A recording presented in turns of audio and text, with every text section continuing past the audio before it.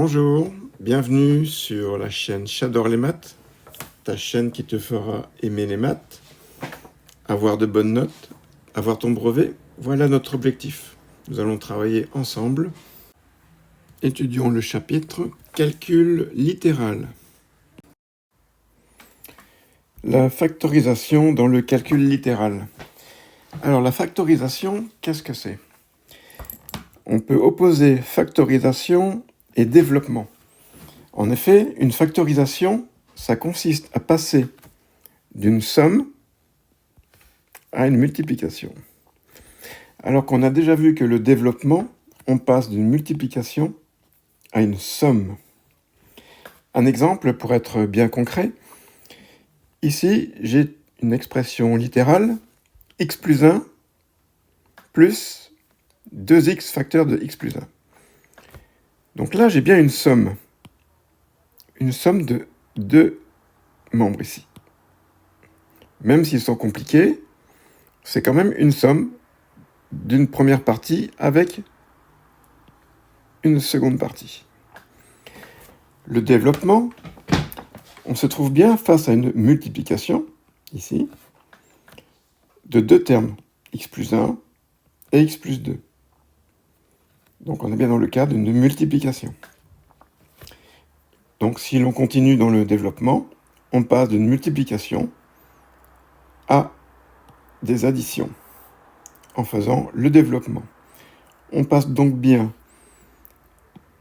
d'une multiplication de termes à une somme de termes. C'est le développement. La factorisation, ce sera le contraire. On passe d'une addition à une multiplication. Donc dans notre cas, on additionne x plus 1 avec 2x facteur de x plus 1. Et à la fin, vous verrez qu'on obtiendra une multiplication de deux termes. On passera donc bien ainsi d'une addition à une multiplication. Prenons maintenant deux exemples assez simples pour que tu puisses bien comprendre. Prenons l'expression 2a plus 4. On peut dire que 2a plus 4, c'est égal à 2a plus 2 fois 2. 4, c'est bien égal à 2 fois 2. Ainsi, là, j'ai pu mettre en évidence un facteur commun entre les deux membres de mon addition. 2. Je remarque que j'ai 2 ici et 2 ici. 2 est mon facteur commun. Donc, c'est égal à 2 facteur de, donc ce qui va rester, a plus 2. Plus 2. Donc 2a plus 4, c'est égal à 2 facteur de a plus 2. J'ai factorisé ainsi ma première expression littérale. Prenons maintenant la seconde. 3x2 plus 6 plus 3x. On peut écrire que c'est égal à 3x2 plus 2 fois 3 plus 3x. Ainsi, là, j'ai déjà fait apparaître un facteur commun, qui serait 3. Je vais donc écrire que c'est égal à 3 facteur de x2 plus 2 plus x.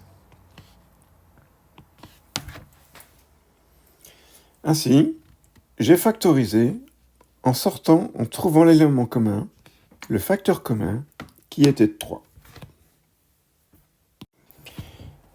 Augmentons un petit peu la difficulté avec cette expression. Comment puis-je trouver le facteur commun? Donc je vois que ici j'ai un 5, un 10, un 20. Là j'ai un x carré, donc je vais essayer de décomposer un petit peu. 20, c'est égal à 4 fois 5. X, c'est égal à x fois x. 10x, c'est égal à 2 fois 5 fois x. Et là, je peux laisser 5x, x moins 1. Donc là, je pense que j'ai bien fait, puisque en utilisant le 5, j'ai retrouvé le 5 dans le 10, c'est 2 fois 5, et j'ai retrouvé le 5 dans le 20, c'est 4 fois 5. Donc ce serait bien un facteur commun.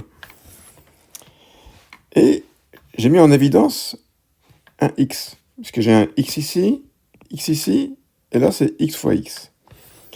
Donc, je viens de mettre en évidence un facteur commun qui pourrait être 5x.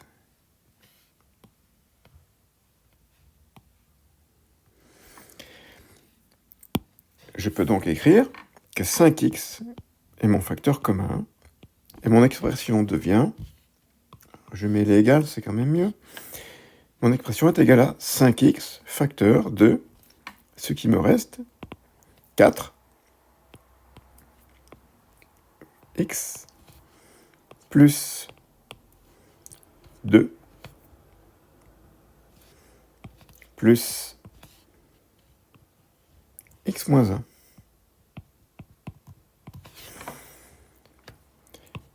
Donc je peux peut-être un petit peu réduire mon expression.